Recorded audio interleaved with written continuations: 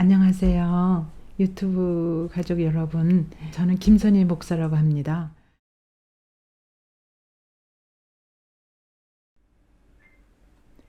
안녕하세요. 유튜브 가족 여러분. 오늘은 누가복음 강해 신약입니다. 6번째 시간 여러분과 함께 갖기로 하겠습니다. 오늘 본문은 제가 가진 성경은 신약 95쪽이 되겠습니다. 누가복음 5장 1절에서부터 11절까지 말씀을 같이 나누기로 하겠습니다. 제가 읽겠습니다. 누가복음 5장 1절 시작합니다. 무리가 몰려와서 하나님의 말씀을 들을새 예수는 게네사렛 호숫가에 서서 호숫가에 배 두 척이 있는 것을 보시니 어부들은 배에서 나와서 그물을 씻는지라. 예수께서 한 배에 오르시니 그 배는 시몬의 배라. 육지에서 조금 떼기를 청하시고 앉으사 배에서 무리를 가르치시더니 말씀을 마치시고 시몬에게 이르시되 깊은 데로 가서 그물을 내려 고기를 잡으라. 5절입니다. 시몬이 대답하여 이르되 선생님 우리들이 밤이 새도록 수고하였으되 잡은 것이 없지만은 말씀에 의지하여 내가 그물을 내리리이다 하고 그렇게 하니 고기를 잡은 것이 심히 많아 그물이 찢어지는지라. 이에 다른 배에 있는 동무들에게 손짓하여 와서 도와달라 하니 그들이 와서 두 배의 체험에 잠기게 되었더라. 시몬 베드로가 이를 보고 예수의 무릎 아래 엎드려 이르되 주여 나를 떠나소서 나는 죄인으로소이다 하니 이는 자기 및 자기와 함께 있는 모든 사람이 고기 잡힌 것으로 말미암아 놀라고 세베대의 아들로서 시몬의 동업자인 야고보와 요한도 놀랐음이라. 예수께서 시몬에게 이르시되 무서워하지 말라 이제후로는 네가 사람을 취하리라 하시니 그들이 배들을 육지에 대고 모든 것을 버려두고 예수를 따르니라. 아멘.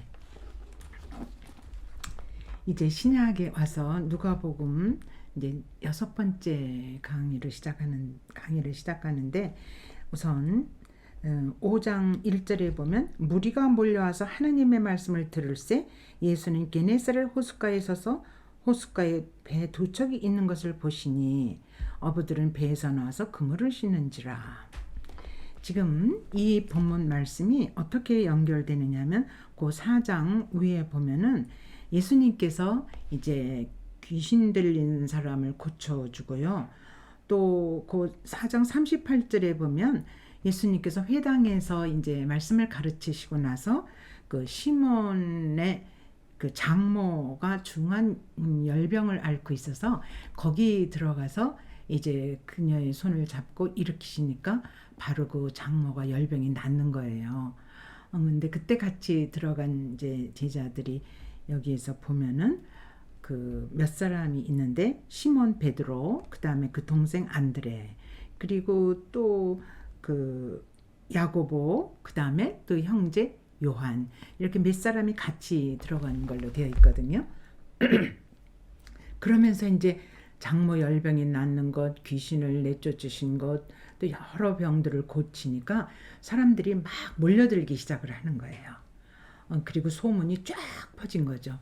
그 예수라는 사람이 모든 사람 막 이렇게 안수해주면 바로 병이 낫고 이런 일들이 이제 막 벌어지니까 그런 소문은 자주 확 퍼지지 않습니까?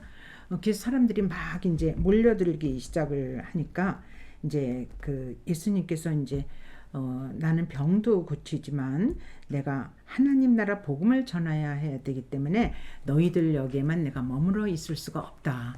내가 다른 동네도 가야 되겠다. 이렇게 말씀하시고 또 회당에 들어와서 전도도 하시고. 그러니까 예수님 사역을 우리가 크게 보면은 가르치는 사역, teaching, 그 다음에 병 고치는 사역, 힐링, 그 다음에 말씀 선포하는, 그래서 프리칭, 이렇게 그 세 개로 세 분야를 크게 나눌 수가 있습니다. 이런 일련의 일들이 지금 4장에서 벌어지고 있습니다. 그리고 나서 5장이 시작되는데 이제 많은 무리가 몰려들기 시작을 하는 거예요. 그러니까 이 무리들을 어떻게 해서 말씀을 전파할까, 말씀을 가르칠까 생각을 하다가 이제 예수님께서 이제 자꾸, 그리고 또 한 가지 놀라운 일은 자꾸 예수님을 만지려고 그러는 거예요. 그래서 그 왜 12년 동안 혈병 걸린 여인도 예수님 옷자락을 만지니까 병이 낫잖아요. 그래서 누가 내 몸에 손을 대느냐 이런 것처럼 자꾸 사람들이 만지려고 그러는데 많은 무리를 말씀은 또 전파해야 되고 또 가르치셔야 되니까 예수님께서 생각해내신 방법이 뭐냐면 게네사렛 호숫가에 이제 이르러서 이제 무리들이 막 이제 이렇게 다가오니까 예수님이 배가 이렇게 보니까 게네사렛 호숫가라는 갈릴리 호수의 또 다른 별명이거든요. 그래서 거기 배 두 척이 있는데 한 배에 예수님이 딱 타시는 거예요. 그리고는 그 배를 좀 육지에서 띄려는 거죠. 만약에 너무 육지에 가까우면 또 사람들이 막 배에도 올라탈 우려가 있지 않습니까? 그러니까 예수님이 그 배를 갖고 있는 그 말하자면 배 주인이라 그럴까? 근데 이제 본문을 쭉 우리가 읽어서 알겠지만 이 배 주인은 누구예요? 바로 시몬 베드로죠. 그래서 이제 베드로의 배에 예수님이 들어가셔서 앉으셨어요. 그러면은 그 배가 이제 더 멀리 나가지 않게 또 출렁출렁 하면은 예수님이 말씀을 전하시기가 어렵잖아요. 그러니까 누군가가 배를 꽉 잡고 있어야 되겠죠? 그래서 그 배를 꽉 잡고 있었던 사람이 누구냐면 그게 배주인 베드로가 된 거죠. 그러니까 많은 무리들한테 말씀을 전하실 때 그 배에 가장 가까이서 예수님 말씀을 들었던 사람은 바로 다름 아닌 시몬 베드로가 되겠습니다. 그렇죠? 예수님 그 배에 이렇게 닻이 내렸지만 그 노를 꽉 잡고 이렇게 배가 흔들리지 않게 이렇게 다 이렇게 관리하는 게 베드로 아니겠습니까? 그러면서 이제 예수님께서 앉으셔서 말씀을 전하시는 거예요.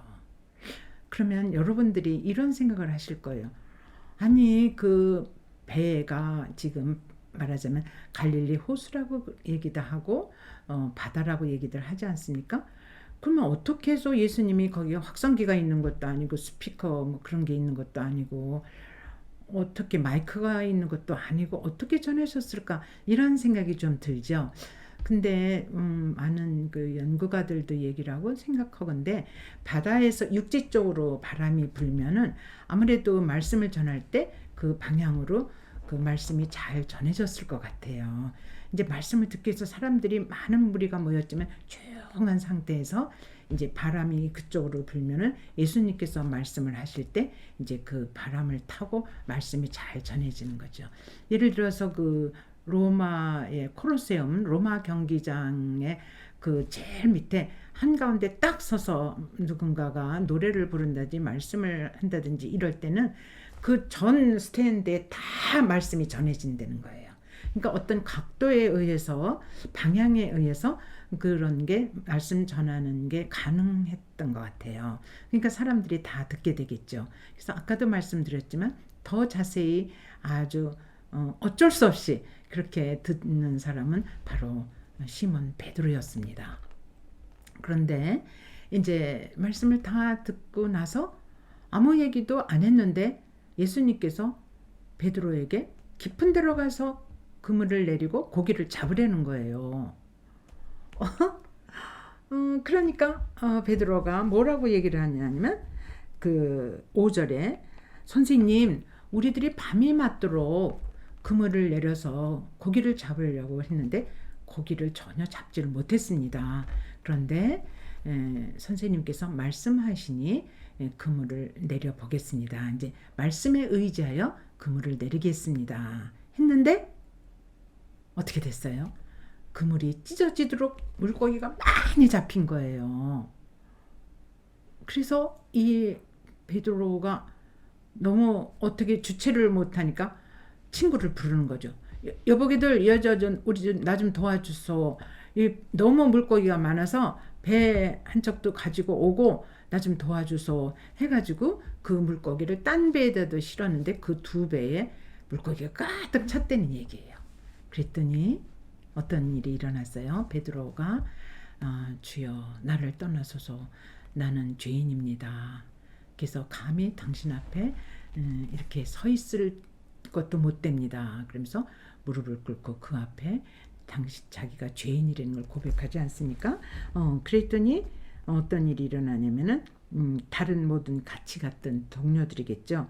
그 물고기 잡힌 걸로 인해서 다 놀래고, 그리고 예수님께서 이제 무서워하지 말라. 이제후로는 너희들이 사람을 낚는 어부가 되리라 하면서 그 동료와 베드로가 배를 다 버려두고 그물도 다 버려두고 예수님을 따르는, 모든 걸 버려두고 예수님을 따르는 그런 이야기가 5장 1절에서부터 11절까지의 예수님께서 제자를 부르시는 그런 장면이 여기 누가복음에 지금 등장하는 것을 여러분과 그 이야기를 나눴습니다.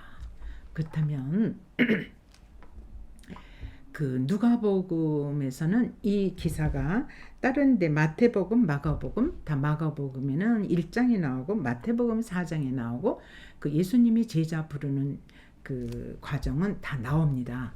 그런데 이 누가복음 5장에서는 특별히 베드로 이야기가 더 아주 길게 나오게 되거든요. 그래서 베드로도 어부고 다른 동료들도 어부지만 이 베드로가 물고기 전날 밤 밤새도록 일을 했는데 물고기 한 마리를 못 잡았다는 이런 이야기 스토리는 사실은 누가복음밖에 안 나와 있습니다. 그렇다면 이제 오늘 이 본문에서 하나님께서 이제 우리에게 들려주시는 몇 가지의 메시지가 있습니다. 그럼 우리 지금 살펴보기로 하겠습니다. 그러면 여기서 보면은 많은 무리들이 와서 이제 하나님의 말씀을 듣게 됩니다. 그래서 이제 베드로도 또 그때 말씀을 처음부터 끝까지 다 들을 수밖에 없는 게 베드로는 가장 가까이 예수님과 같이 그 배에 타고 있었기 때문에 누구보다도 말씀을 들었고 또 듣지 않을 수가 없었죠.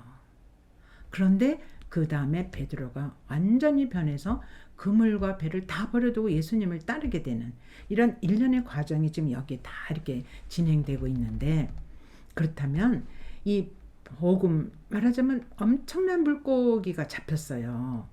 그리고 지금 베드로한테는 이 물고기가 한 마리도 전날 밤 안 잡힌 게 굉장한 베드로한테는 사건이고, 이건 정말 이런 일이 마도 없었나 봐요. 그러길래 밤이 새도록 그물을 내렸는데도 물고기 한 마리도 못 잡았는데 지금 깊은 데로 가서 그물을 던지라고 말씀하시니 이거는 더 납득이 되지 않습니다. 그러나 말씀의 의자에 던지겠습니다. 여기까지를 우리가 이렇게 더듬어 보면 어떤 말씀이 이 속에 내포되어 있느냐면, 지금 베드로는 전문 어부예요. 그리고 깊은 데로 가서 그물을 내리려는 거는 이 베드로에게는 도저히 이건 납득할 수가 없는 일이죠. 그리고 자기는 전문가지만 예수님은 어부 전문가가 아니지 않습니까? 그런데 말씀의 의자에 던지겠다 그래요. 그렇다면 그 말씀을 듣는 순간에 뭔가 예수님에 대해서 좀 의심이라 그럴까? 아직 납득이 완전히 안 가고 믿음이 좀 이렇게 확실하게 서 있지 않는 그런 상태이기 때문에 뭐라고 부르냐면 5장 5절에 보면 시몬이 선생님, 우리들이 밤이 새도록 선생님이라고 부릅니다. 그러니까 랍비, 아주 훌륭한 교사, 선생님, 그래서 이제 부르기를 선생님이라고 부르는데, 이 고기가 가득 잡히고 나서 5장 8절에 보면 선생님이 그 칭호가 뭘로 바뀌었느냐면 주여 나를 떠나소서. 그러니까 선생님이 주님으로 바뀐 거예요. 그러니까 완전히 이 베드로가 그 그물을 내리고 엄청난 물고기를 잡는 순간에 누구를 만나게 되냐면 예수를, 이분이 바로 하나님이시구나. 이분은 사람이지만 정말 신이구나. 그리고 이분은 하나님의 아들인가 보다. 인가 보다가 아니고 하나님, 그분을 만났다는 게 여기서 가장 중요한 사건입니다. 그래서 마태복음 16장 16절에 보면 이제 뭐 예수님을 뭐 예레미야라 뭐 엘리야다 막 이렇게 할 때 제자들 보고 너희들은 나를 누구라 생각하느냐 그랬더니 베드로가 주는 그리스도시요 살아계신 하나님의 아들입니다. 이렇게 고백하기 전에 이런 엄청난 사건이 베드로에게 지금 일어났습니다. 이게 굉장히 중요한 사건이에요. 왜 그러냐면 베드로가 이제 말하자면 예수님 12제자 중에서도 이제 일명 수제자라고 부르지를 않습니까? 그러면 그 베드로가 예수님을 어떤 과정을 통해서 만났는지, 어떻게 예수님의 그 인격이 바로 하나님이고 그는 사람이 아니라는 것. 물론 사람이지만 그가 가진 신격을 알아챈 거예요. 만난 거예요. 그 이후에 베드로는 나중에 이제 예수님께서 십자가에 돌아가실 때 3번 부인도 했지만 이제 정말 예수는 하나님이라는 것을 너무 확신하고 믿고 확실한 믿음이 있기 때문에 너가 나중에는 십자가에 죽게 될 거다 했을 때 십자가에 거꾸로 매달려서 죽게 되지 않습니까? 그러니까 여기서 지금 누가라는 저자가 어떻게 시몬 베드로 이제 나중에 예수님께서 내가 너를 반석 베드로라고 부르겠다. 이런 일련의 과정에서 이게 지금 첫 번 사건입니다. 그래서 마태와 마가는 그냥 예수님이 갈릴리 호수를 지나시다가 제자들을 불렀다. 나를 따르라. 너희들을 사람 낚는 어부가 되게 하리라. 그래서 제자들이 따라왔는데 여기서 더 중요한 건 베드로가 어떻게 예수님을 만났다는 게 관건이 되거든요. 그렇다면 어떻게 그 베드로가 예수님을 선생님을 나중에 주여 이렇게 고백을 하게 되는가 하면 사실은 여기 중요한 사건이 있습니다. 5절에 밤이 새도록 수고하는데 잡은 물고기가 한 마리도 없었습니다. 그렇다면 여러분 여기 밤이 새도록 수고했다는 이 말이 베드로로서는 최선을 다했고 밤이 맞도록 물고기를 잡는 그 그물을 던졌다는 그 얘기는 베드로한테는 어부로서 그물망 던져서 물고기 잡는 게 생계고 평생 동안 자기의 직업 생계 수단 아니었습니까? 근데 이런 일은 아마도 경험한 일이 없는 것 같아요. 그러니까 베드로가 생각할 때 이게 어쩐 일이지? 왜 이렇게 물고기가 한 마리도 안 잡히지? 그래서 밤이 새도록 그물을 내렸다는 그 얘기는 우리가 생각할 때 물리적으로 단 하루에 밤새도록 밤을 샜다는 그 얘기보다도 인간이 자기 영역에서 최선을 다했는데 그것이 자기 뜻대로 안 되는 경우가 있다는 거죠. 예를 들어서 학생이 밤이 새도록 1년 내내 고3 학생이 공부를 하고 정말 애를 썼는데 수능고사 보는 그날 뜻하지 않게 정말 그 시험을 망칠 수밖에 없는 긴급한 상황이 벌어졌다고 해봅시다. 그러면 그 학생은 밤이 새도록 1년 내내 아니 3년 내내 공부를 했는데 그게 너무 허망하게 이게 시험에서 이렇게 정말 실패를 하는 경우가 있는가 하면 또 어떤 경우는 사업을 하다가 예기치 않게 부도가 나는 경우가 있는가 하면 또 우리 삶 속에서 뜻하지 않게 갑자기 무슨 교통사고를 당한다든지 어쨌든 우리에게 어떻게 할 수 없는 절대절명의 그 위기 난간에 처하는 수가 있다는 얘기를 이렇게 상징적으로 지금 이곳에 이 누가라는 저자가 집어넣습니다. 왜냐? 예수는 도대체 누구인가? 그는 과연 성육신된 존재로 사람으로 끝나는 건가? 아니다. 예수는 정말 하나님이시고 그는 하나님의 모든 능력을 갖고 이 땅에 오셨고 하나님의 계시자고 그의 모든 행동을 통해서 하나님의 영광을 드러내는 그런 존재라는 것을 이렇게 성경은 논리적으로 풀지를 않아요. 사건 구체적인 사건을 우리에게 이렇게 제시를 해주는 거죠. 그렇기 때문에 제가 거듭 여러분에게 말씀드리지만 굉장히 성경은 상징적입니다. 상징적이라는 뜻은 이런 우리 눈에 보이는 사건 속에 깊은 영적 의미가 들어가 있다는 얘기죠. 그리고 아주 구체성을 띠고 사실적인 이야기를 여기다 적었고 그리고 가장 중요한 건져낸다. 말하자면 구원 역사 맥락에서 우리가 계속 성경을 조명을 할 때 이 성경은 살아있는 말씀이 되고 나에게 구원 역사가 일어난다는 얘기죠. 그렇다면 지금 베드로가 그냥 보통 사람이었습니다. 그러니까 하나님의 말씀을 듣기 전에 그 다음에 또 예수의 그 기적 행위와 병 고치는 모든 것을 좀 보면서 예수를 따라는 나섰어요. 근데 정말 내가 계속 이분을 따라 나섰을 때 나에게 무슨 득이 있을까? 나에게 무슨 이점이 있을까? 내가 과연 이분을 계속 따라가야 할 것인가? 이거는 베드로뿐만 아니라 다른 제자들도 아마 그런 마음을 갖고 있었을 거예요. 이것을 지금 베드로의 이 물고기 사건으로 대변을 해주는 거죠. 우리도 마찬가지죠. 예수라는 존재를 일단 듣고 말씀을 듣고 그게 그럴까? 그러면서 이 남의 경험을 듣기도 하고 간접 경험을 할 수도 있지만 이 사건을 통해서 베드로는 직접 예수님을 이제 만나게 됩니다. 그래서 여러분이나 저도 예수를 믿어가는 과정에서 믿음이 처음부터 그렇게 100% 생기는 게 아닙니다.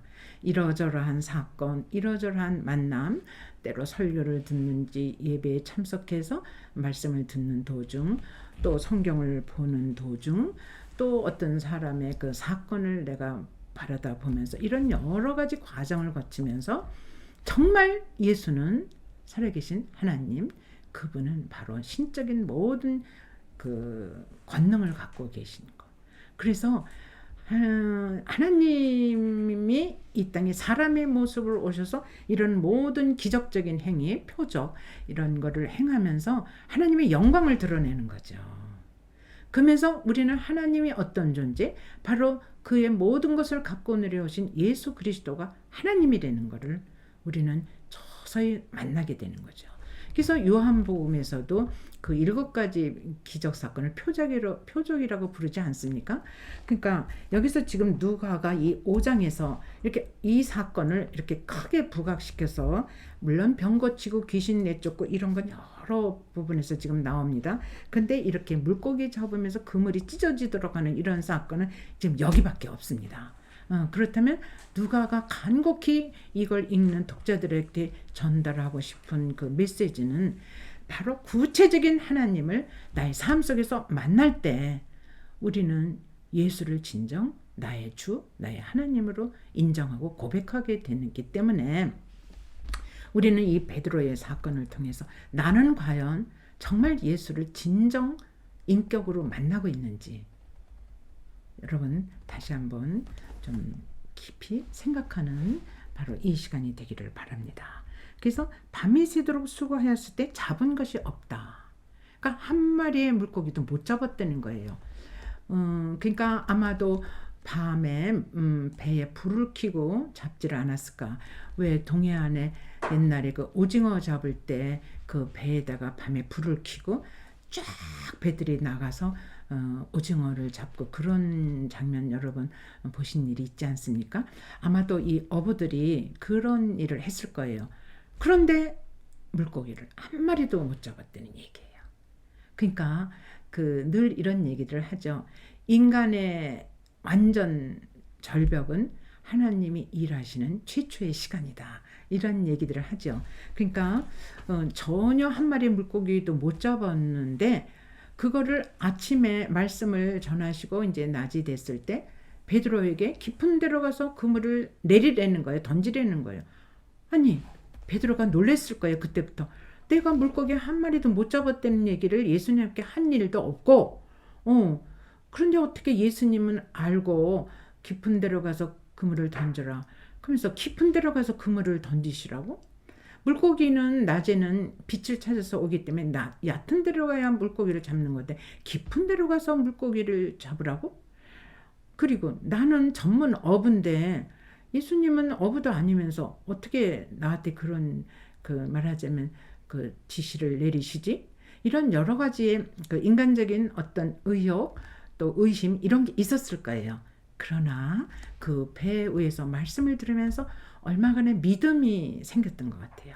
그래서 믿음은 들음에서 날고 들음은 그리스도의 말씀이라고 로마서 10장에 나오지 않습니까?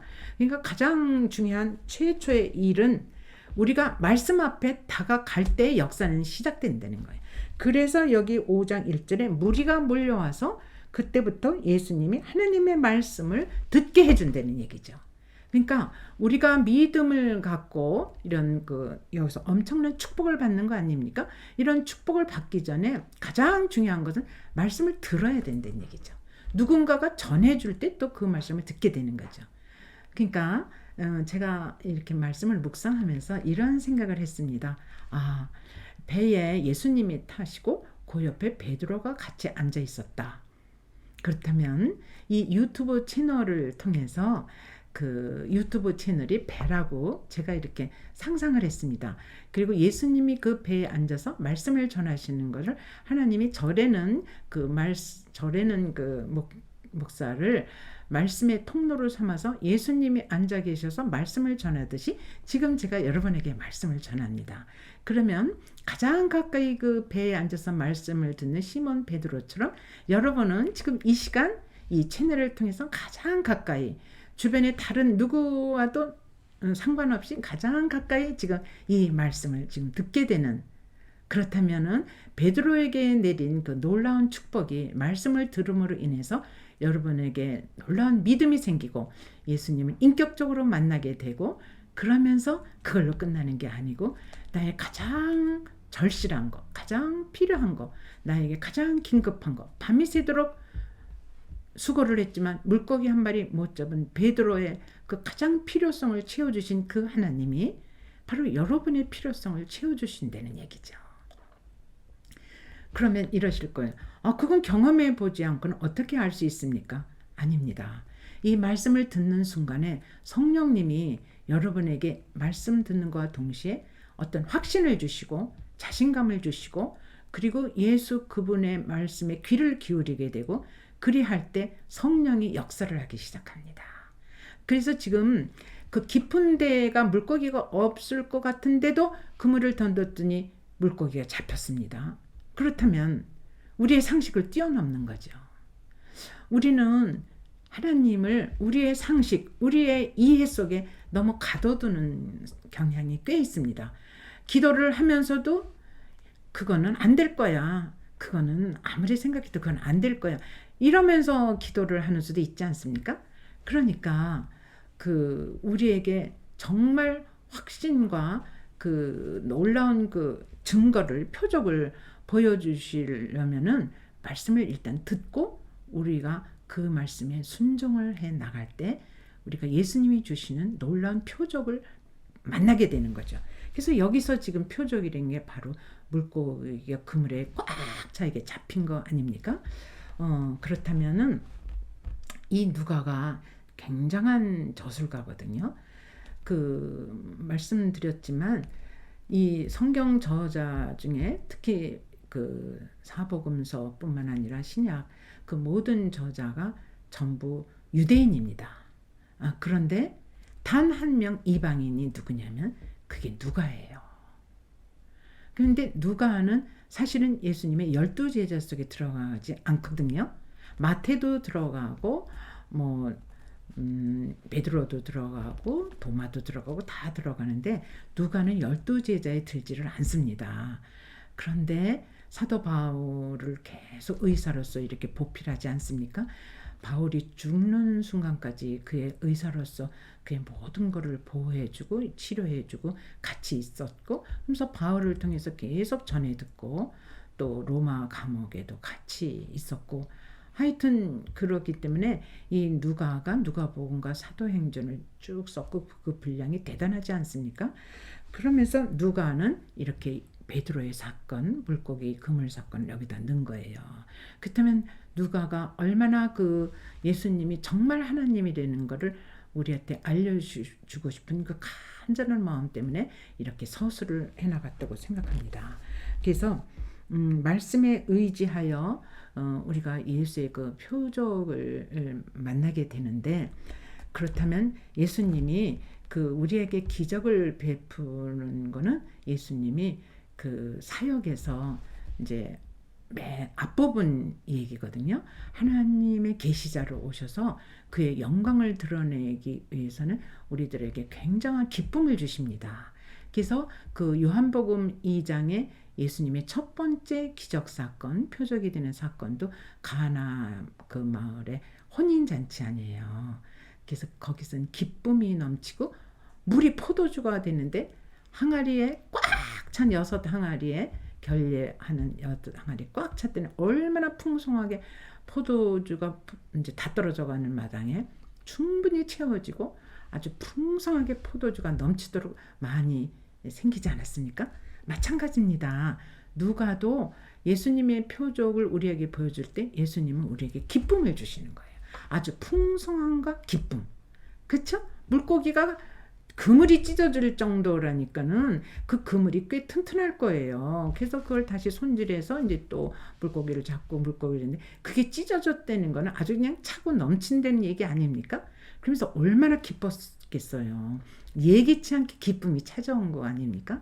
그래서 예수님께서는 이렇게 제자들에게 그리고 또 바로 오늘의 제자인 여러분과 저에게 어떤 말씀에 의지하여 하나님이 그 말씀에 준한 어떤 기적을 베푸실 때 우리에게는 엄청난 기쁨이 있습니다. 그래서 그 차고 넘치는 그 기쁨, 그거를 지금 여기 누가라는 저자가 우리에게 좀 보여주고 있는 거죠. 그래서 참 기쁨의 잔치가 시작됐는데 여기 8절에 보니까 주여 무릎을 꿇으면서 나를 떠나소서 나는 죄인으로서이다.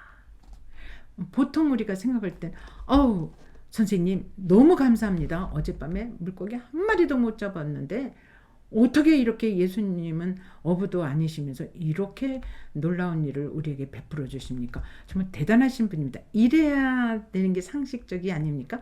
그런데 베드로가 주여 나를 떠나소서 나는 당신 앞에 감히 설 수가 없습니다. 나는 죄인입니다. 여러분 이런 고백을 어떤 때 하게 되겠습니까? 그러니까 그 전까지는 베드로가 자기 자신이 죄인이라는 걸 몰랐다는 얘기죠. 거듭 말씀드리지만 죄인이라는 거는 예수님을 등지고 산다는 얘기죠.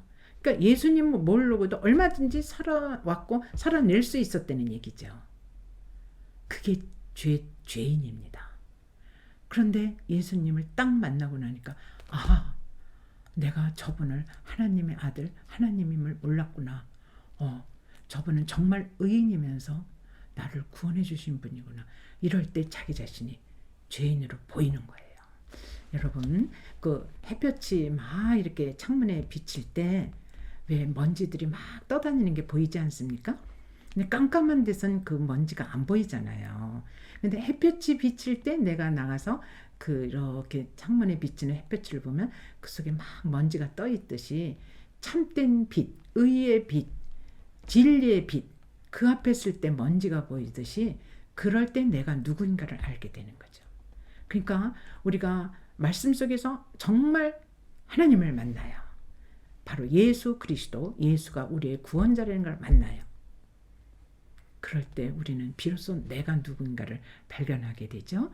그리고 내가 누구인가를 알 때 우리는 하나님이 또 어떤 존재인가를 안 되는 것을 그래서 깔뱅이 그 기독교 강요 제1권 1장 1절에서 쓰잖아요.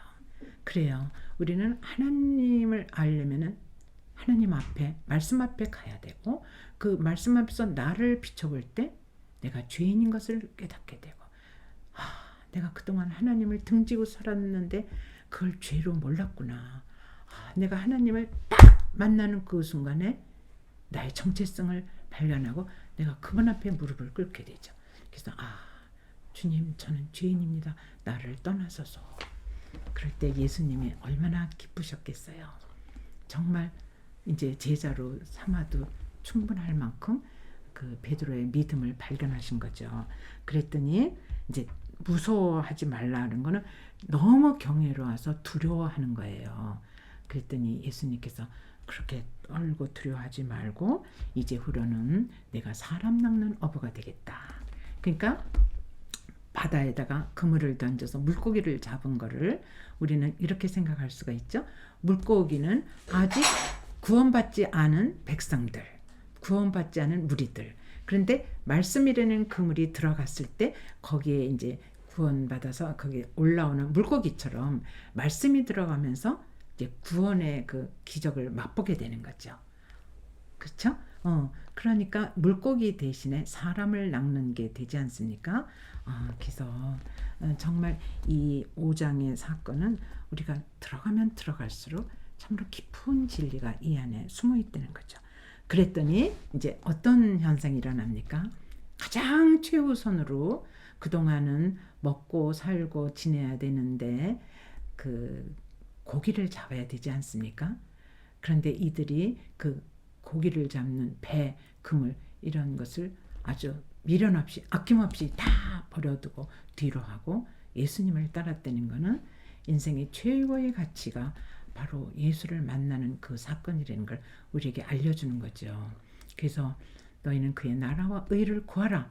그러면 이 모든 것들을 내가 너희에게 더하여 주리라 하시는 그 성경의 말씀, 여러 말씀들이 다 이것과 연결되는 거죠. 그래서 진정 예수를 만났을 때 우리는 새로운 피조물로 주님 앞에 거듭나게 되고 그 삶은 그게 바로 영생이고 그거는 영원한 천국과 연결되며 우리는 지금 천국을 살기 시작하게 되는 거죠. 네, 오늘 여기서 끝내겠습니다. 예, 기도하겠습니다.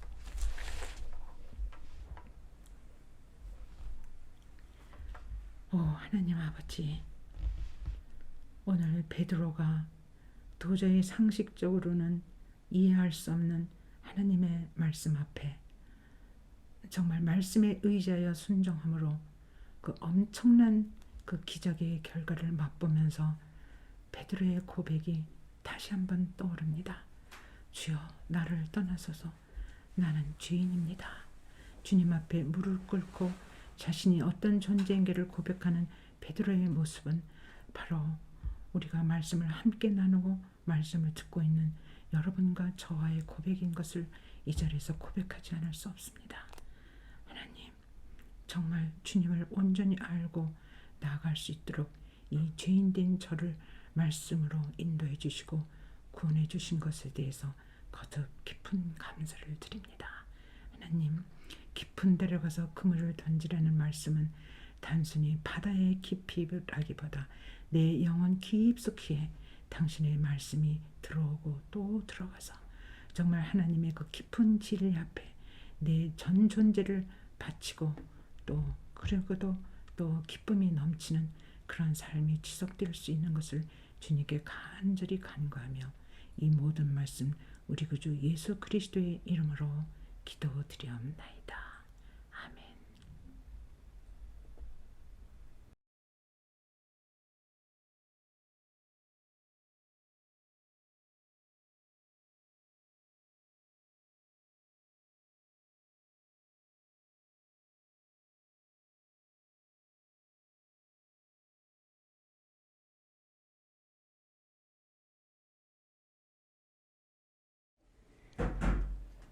눈이 내리네, 눈이 내리네, 눈이 날리네, 눈이 쌓이네. 눈 속에 태고가 있네, 눈 속에 오두막이 있네, 눈 속에 내 어린 시절이 있네. 눈을 맞으며 길을 걷고 싶네, 눈을 맞으며 나를 저물고 싶네. 눈을 털며 주막에 들고 싶네. 눈은 내 옛 이야기의 시작, 눈은 내 옛 마음의 향수, 눈은 내 옛 사랑의 모습. 눈이 내리네, 눈이 날리네, 눈이